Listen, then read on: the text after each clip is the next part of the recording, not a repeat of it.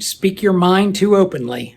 Hey, I am Chuck the Bureaucrat, and I want to remind you that it is never to your advantage to accidentally create an adversary. Working in the Pentagon is all about relationships. And normally, when people are new to the Puzzle Palace, and they hear the idea that it's all about relationships, they interpret it to mean that it's about their relationships. And sure, if you want to excel, you need to learn to be able to build new and positive relationships with people who, frankly, they're difficult to get along with. But it is all about relationships. Every single person that you bump into has a diverse, thriving, vibrant network.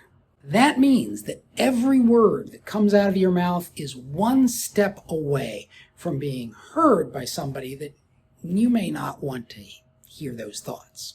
There is no safe space, so you have to mind your manners at all times. In fact, if you watch most senior executives and general officers, they guard their words carefully all the time.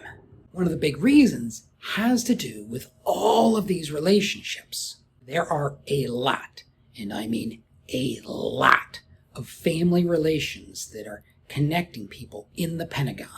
The Pentagon is like a small city, so this should come as no surprise to anybody. There are spouses, parents, children, siblings. Sometimes these relationships are very obvious, but most of the time they're not. I mean, my last name, Wico, is about as uncommon a name as you can possibly have. And at one point, my wife was working for the deputy of my senior rater.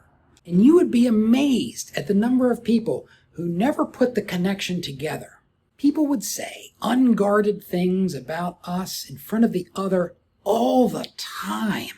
One time, I walked out of her boss's office, past somebody who was waiting to go into the office, and that guy turns to my wife and says, "That guy is a pain in the ass."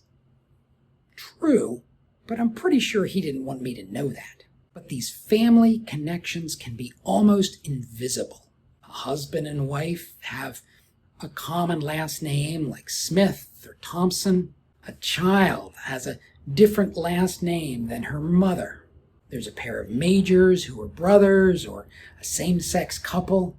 All of them are strong, legitimate connections that can make your nasty comment go places you never intended it to go. So always mind your manners. Don't say negative or hurtful things that you wouldn't say to someone's face. In fact, assume that your private comments have always gotten out. The best way to keep a secret is the old-fashioned way, by not sharing it with anybody. And now, if you want to know how and why to protect your previous command, watch this video.